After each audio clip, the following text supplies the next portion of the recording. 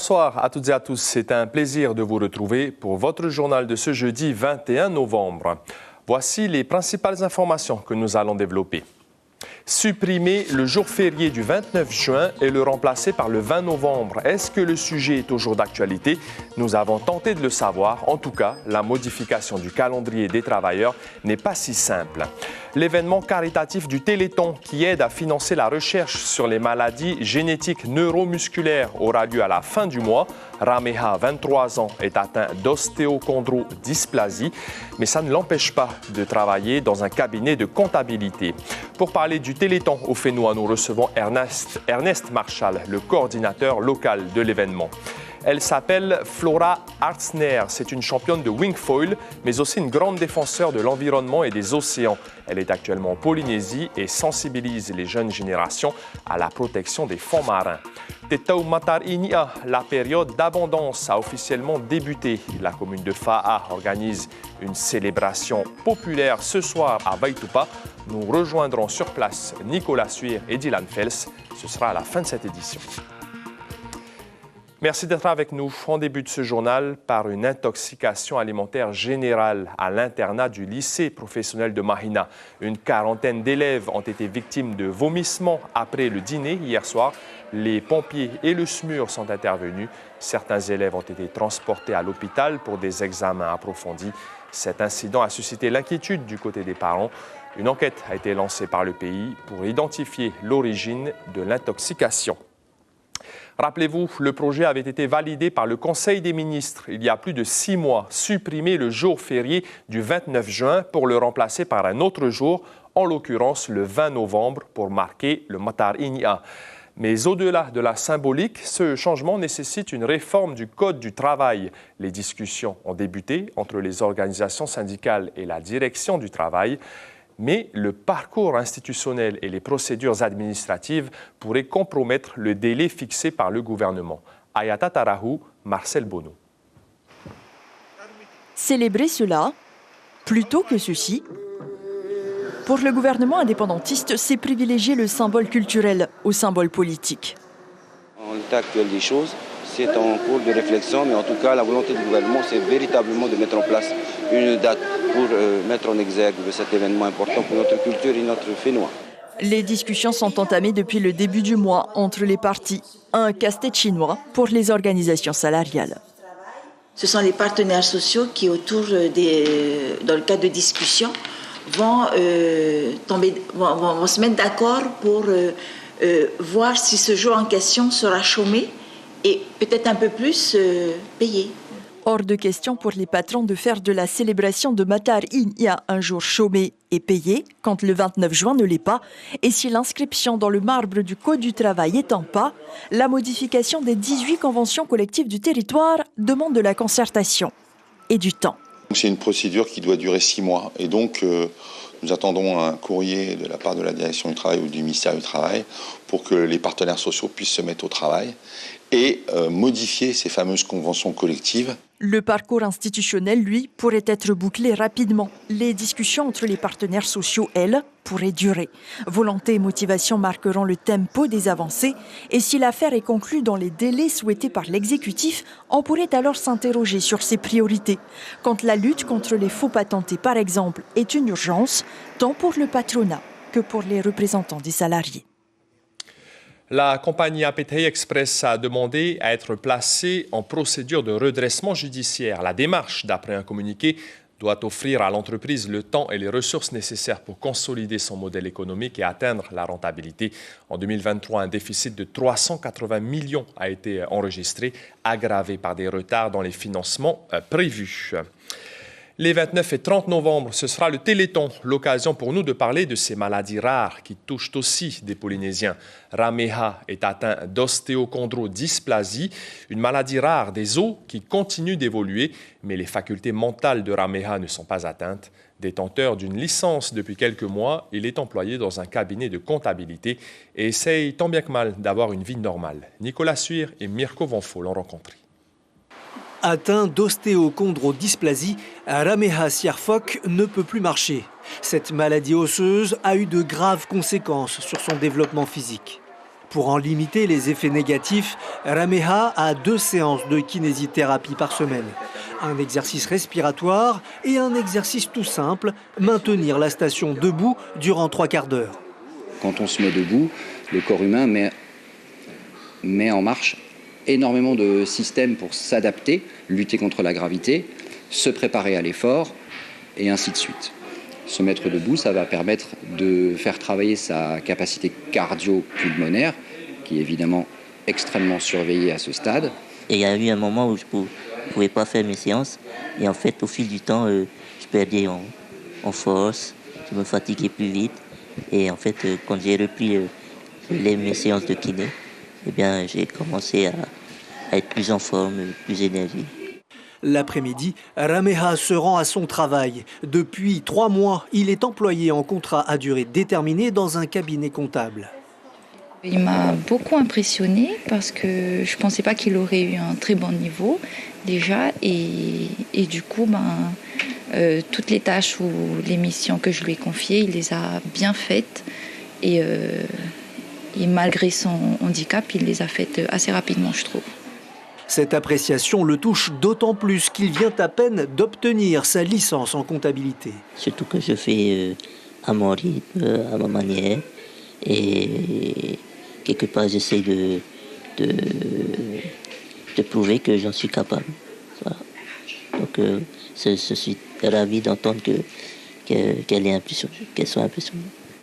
Un poste lui est même proposé, mais il préfère continuer ses études afin d'atteindre le master et peut-être ouvrir son propre cabinet d'expert comptable. Ce pourrait être une magnifique revanche contre le sort, démontrant que les gens atteints de handicap sont tout à fait capables. On appelle les personnes capables autrement. Pour parler du Téléthon en Polynésie, nous recevons le coordinateur Ernest Marchal. Bonsoir. Bonsoir Marouki, bonsoir aux téléspectateurs qui nous suivent sur votre chaîne. Merci d'avoir accepté notre invitation. Le Téléthon, c'est bien plus qu'un événement, hein. C'est une chaîne de solidarité qui permet chaque année de collecter des fonds qui sont essentiels pour financer en fait les avancées scientifiques majeures pour lutter contre les maladies qu'on vient de voir à l'écran. Qu'est-ce qui est prévu en Polynésie ? Oui, effectivement, c'est cette immense chaîne de solidarité qui existe et qui nous permet justement de financer la recherche, comme vous venez de le dire.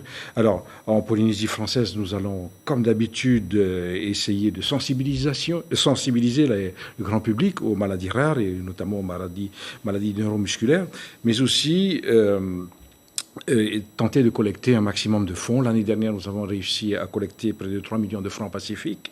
Cette année, nous allons essayer d'en faire autant et sinon mieux. À travers quelles actions, justement, c'est le centre d'appel aux dons, au 44 36 37. Ce sera que le 29 et 30 novembre, exactement, attention. Les jours du Téléthon, officiellement, 29 et 30 novembre, mais aussi à travers la vente de t-shirts Téléthon qui sont sponsorisés par des grandes sociétés, des associations locales, des établissements bancaires. À combien est vendu le t-shirt d'ailleurs? Alors, le t-shirt est vendu à 1000 francs l'unité ou à 3000 francs les deux. À 2000 francs les trois. Voilà. Ernest Marchal, la nouveauté aussi, c'est la participation de la plateforme Anaveil. C'est déjà possible de faire des dons. Exactement. Cette année, la plateforme Anaveil a accepté de nous aider et d'entrer dans le cadre du Téléthon, donc des dons en ligne, à travers une cagnotte, donc directement sur la plateforme Anaveil. Ça, c'est une nouveauté.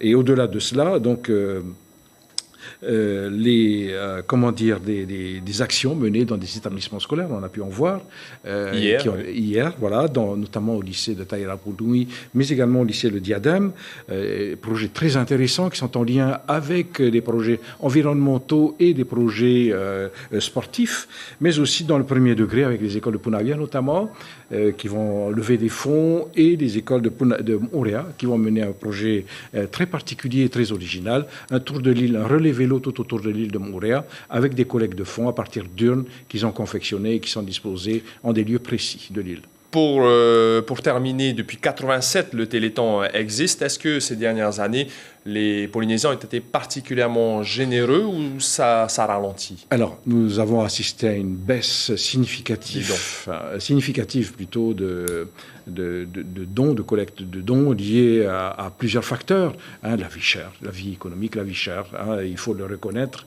Le Covid également, la période de Covid a également sensibilisé, a fragilisé le Téléthon en Polynésie française. Et donc, nous essayons maintenant de relever tout cela et pour atteindre un maximum en matière de collecte de dons. Merci beaucoup Ernest Marchal. Je rappelle que vous êtes coordinateur du Téléthon en Polynésie. Ce sera le 29 et 30 novembre. Il est déjà possible de faire des dons sur la plateforme Anaveil. Et puis il y aura un numéro de téléphone, le 44 36 37. Tout à fait. Merci beaucoup Ernest Marchal. Marquis. Pour favoriser l'insertion professionnelle des personnes handicapées, vous le savez, les Duo Days sont organisés durant toute cette semaine. Et Polynésie la Première a aussi formé son duo hier. Andy Alves, 32 ans, marié et papa de 3 enfants, passionné d'audiovisuel et de montage, a pu travailler aux côtés de Thierry Ching et de Matteo en radio, puis en montage avec Hayar Iprunier. Andy de Tahiti a sa propre chaîne YouTube pour laisser un souvenir à ses enfants. Il nous explique tout dans son dernier vlog. Pour tous ceux qui ne me connaissent pas, moi c'est Andy. Je suis de Tahiti et sur YouTube, j'essaie de publier des vidéos le plus souvent possible. Ces vidéos sont destinées à mes enfants parce que j'essaie de leur laisser un journal personnel vidéo. Je fais ça parce que j'ai une tumeur au cerveau et qu'on n'est pas sûr que je vais rester très longtemps avec eux. Donc... Many hours later. Les enfants, papa vient de passer une méga journée. J'ai eu l'occasion de visiter les studios et tout. Je suis passé à la radio. Matteo, il m'a patafna. J'ai fait la météo à la radio aussi. C'était carrément rigolo, c'était carrément top. Matteo, Loveina, Harry, Monsieur Chine aussi. J'étais content de revoir DJ Will. Bref, tout ce que j'ai rencontré à Polynésie Première, elle est thanks. Grâce à vous, j'ai passé une méga journée. Et on souhaite bonne continuation à Andy Alves, Andy de Tahiti sur YouTube.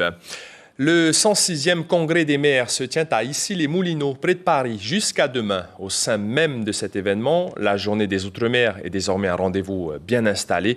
L'occasion pour les élus des territoires de se rencontrer, d'échanger, de faire entendre leur voix, alors que le budget qui se profile pour les Outre-mer est en dessous des attentes. Bruno Gabetta, Thomas Chevalerias. Des élus d'outre-mer venus nombreux pour échanger, faire entendre leur voix et parfois leur colère face à un sentiment d'abandon grandissant. Paris doit entendre que les crises que traversent les Outre-mer sont des crises systémiques qui interrogent la République. Nous n'avons pas accès à l'eau, nous n'avons pas accès à la santé, nous n'avons pas la sécurité. C'est la rupture du pacte républicain qu'on observe en Outre-mer. En cette période de disette budgétaire, l'argent reste une préoccupation essentielle. Mais les manques ne sont pas seulement financiers. Le nerf de la guerre, c'est l'argent, mais pas que. Il y a une problématique de l'ingénierie. Une ingénierie pour la conception des projets, pour l'accompagnement des projets, pour la remontée des dépenses, une ingénierie financière que n'ont pas nos collectivités et a fortiori les plus petites communes des territoires ultramarins. Cet élu regrette pour sa part l'absence de décideurs pour une journée des Outre-mer qui, selon lui, devient un entre-soi en décalage avec les attentes bien concrètes des populations. Chaque année, nous venons à l'Assemblée des maires et nous avons une journée Outre-mer. Et cette journée, ça se passe entre nous. Alors pour ma part, s'il faut redire les mêmes choses, alors que la semaine dernière, la CCDOM s'est réunie en Guadeloupe, où les élus ultramarins se sont réunis et ont dit les choses.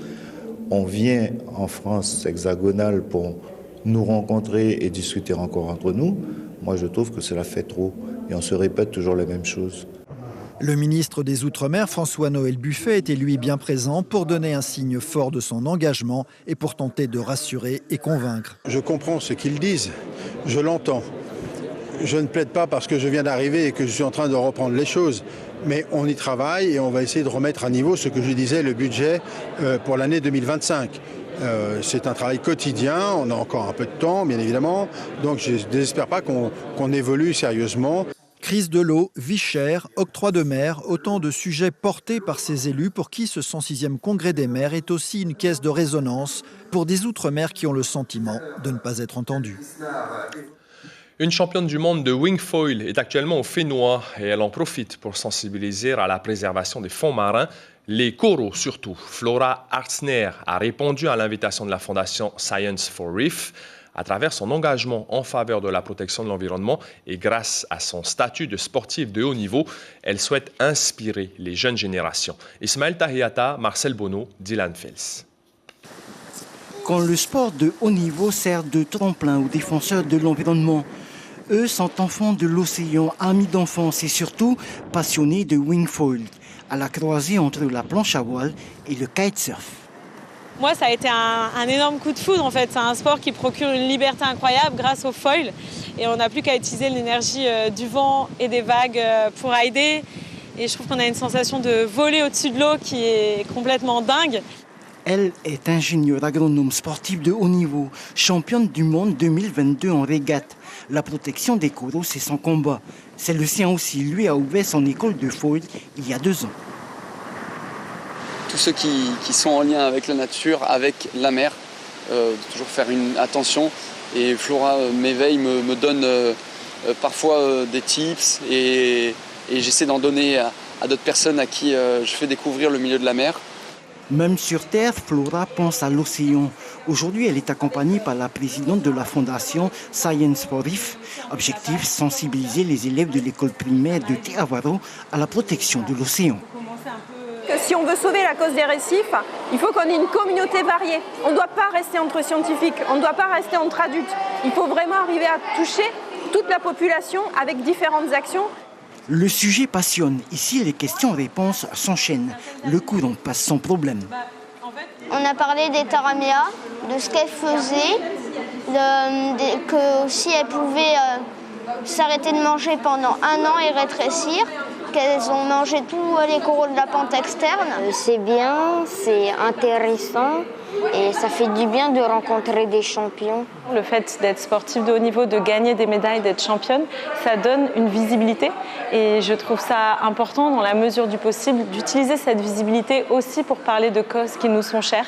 Et moi, l'une des causes qui m'est chère, c'est la protection du milieu marin.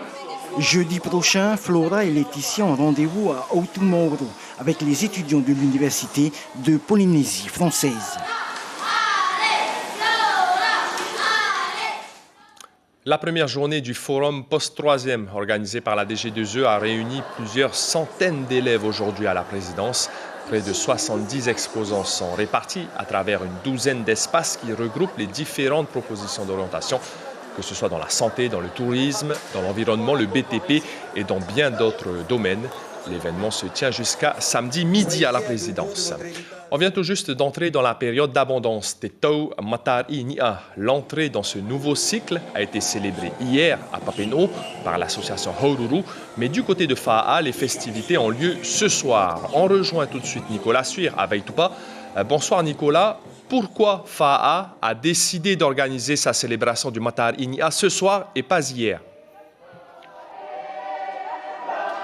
Oui, bonsoir Maroki, bonsoir à tous. Eh bien, ici à Fa'a, on célèbre l'entrée dans la période d'abondance ce soir parce que, nous dit-on, eh bien, c'est ce soir qu'on peut observer les Pléiades depuis Fa'a. Alors, en tout état de cause, orero, chants, danses ont rythmé l'entrée dans Matari Nia et vous le voyez, vous pouvez l'entendre derrière des chants. Et puis, vous pouvez voir aussi derrière moi, il reste plus grand monde, mais quelques-uns encore parmi la centaine de personnes présentes. C'est porté volontaire pour finir ce qui reste de la cérémonie du kava. Le kava, ce breuvage qui est censé apaiser les esprits et même les purifier et voire de pouvoir les faire entrer en contact avec les tupuna, les anciens. Eh bien, il a été partagé en priorité par les 11 représentants des différents quartiers de Fa'a et puis par 3 adjoints au maire. Quoi qu'il en soit, cette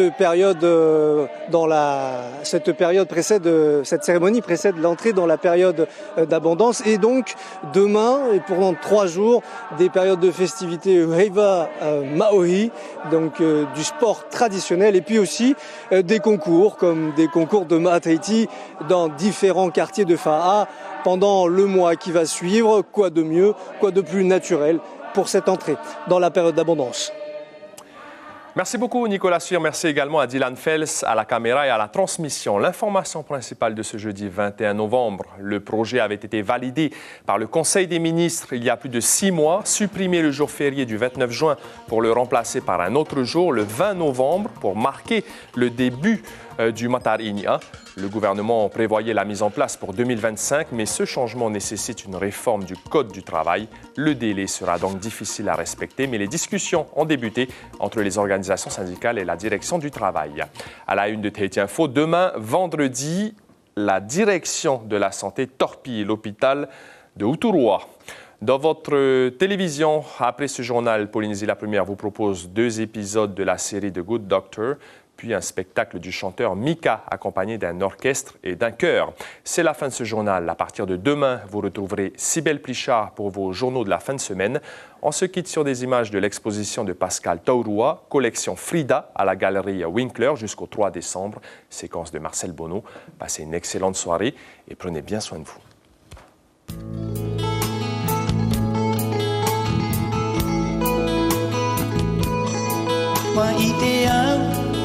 Iro toto e na mata, to e nei maru.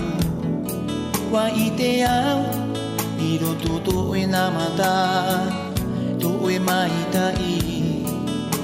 Ahi o mai na e te purotu, ten e noa ne avo moia oe, to e mana te rei ni ai au, oe wahine. Wa i te au, na mata, to e nei huru. Wa i te au, i roto to e na mata. Te mawiwi atoa, ahi o mai na e te purotu. Ten e noa ne iavo moia oe, to e mana te nei ni ai au, oe vahine.